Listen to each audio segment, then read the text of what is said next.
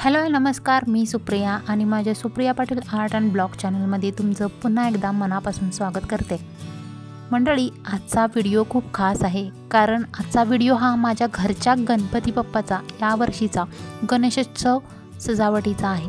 आणि यावर्षीची आम्ही केलेली सजावट होती नारळ सजावट. आणि आज मी तुमच्याशी हेच शेअर करणार आहे की घरच्या घरी हा नारळ कसा बनवायचा अगदी कमी साहित्यात. चला तर मग बघूयात हा नारळ कसा बनवायचा आणि यासाठी कोणकोणते साहित्य लागणार आहे. सर्वप्रथम मंडळी, हा नारळ तयार करण्यासाठी तुम्हाला सर्वात प्रथम अगोदर नारळाच्या शेंड्या लागणार आहेत आणि ह्या शेंड्या तुम्हाला आपल्या जवळच्या बाजारातच नारळ विक्रेत्याकडून सहज मिळू शकतात. त्यानंतर तुम्हाला लागणार आहेत 2 एकसारख्या टोपल्या. त्याचप्रमाणे आपल्याला लागणार आहे हे पुढील साहित्य. सर्वप्रथम आता आपण बघूयात नारळाची खालची बाजू. यामध्ये पहिल्यांदा एक टोपली घेऊन त्या टोपलीच्या आतमध्ये खोबऱ्यासारखा लेअर दिसण्यासाठी स्पंजपट्टीचा वापर करायचा आहे. ही स्पंजपट्टी त्या टोपलीच्या मापात व्यवस्थित कापून घेऊन दोऱ्याच्या सहाय्याने ती व्यवस्थित बांधून घ्यायची आहे, जेणेकरून ही पट्टी सुटणार नाही.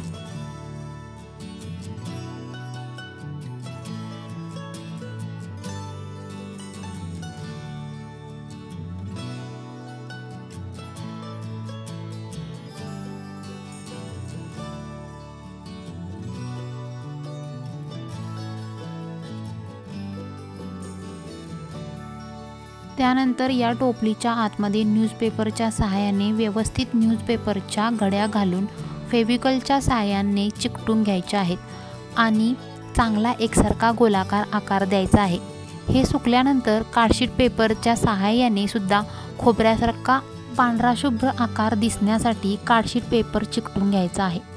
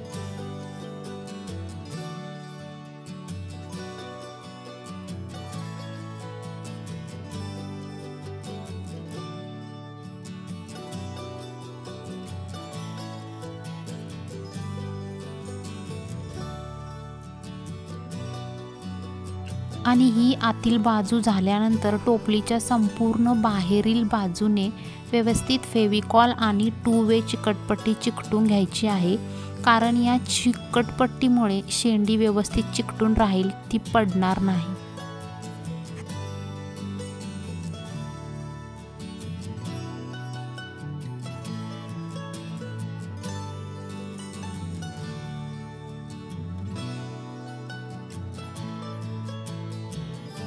अशा प्रकारे तयार झालेली आहे आपली नारळाची खालची बाजू तयार. आणि आता आपण बघणार आहोत नारळाची वरची बाजू, म्हणजे नारळाची शेंडीची बाजू कशी तयार करायची ते. यामध्ये सर्वात प्रथम टोपली घेऊन काही ठिकाणी टोपलीच्या आतमध्ये होल पाडून घ्यायचे आहेत, जेणेकरून आपल्याला लाईट लावण्यासाठी वायरसाठी एका भोकातून जागा मिळेल. त्यानंतर काही भोकातून वरती टोपली अडकवण्यासाठी काही ठिकाणी सुतळीचा वापर करून सुतळी घालून घ्यायची आहे. नारळाची शेंडी तयार करण्याच्या अगोदर नारळातील आतील भाग संपूर्ण कंप्लीट करून घ्यायचा आहे.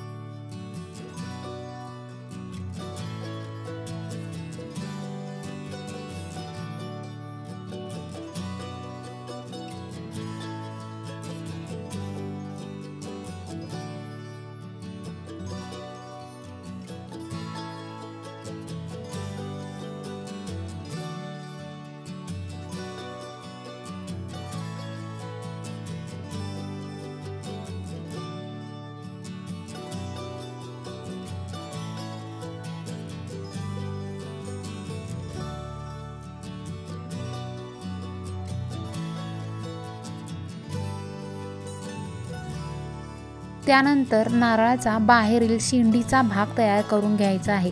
शेंडीचा वरचा भाग तयार करण्यासाठी सर्वप्रथम आपल्याला एक प्लास्टिकची बॉटल घ्यावी लागणार आहे। या बाटलीला होल पाडून ती टोपलीला व्यवस्थित सुतळीच्या सहाय्याने अटॅच करून घ्यायची आहे आणि शेंडीसारखा आकार देण्यासाठी बाटलीभोवती थोडासा पेपर गुंडाळून व्यवस्थित चिकटपट्टीच्या सहाय्याने व्यवस्थित आकार देऊन घ्यायचा आहे आणि त्यानंतर व्यवस्थित शेंड्या चिकटवून घ्यायच्या आहेत आणि व्यवस्थितपणे नारळ तयार करून घ्यायचा आहे।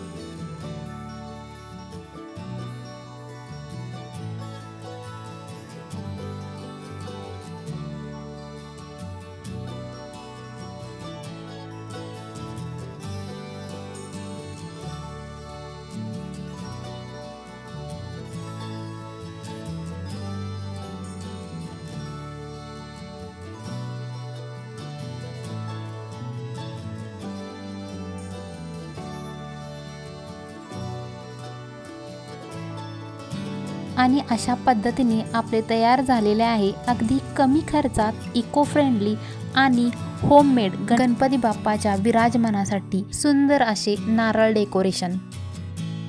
आणि हो, तुम्हाला कसे वाटले हे नारळ डेकोरेशन हे नक्की कमेंटद्वारे कळवा आणि येणाऱ्या गणपती बाप्पासाठी तुमच्या घरी नारळ डेकोरेशन नक्की करून बघा। आणि व्हिडिओ आवडला असेल लाईक, शेअर आणि कमेंट करायला विसरू नका। गणपती बाप्पा मोरया। धन्यवाद।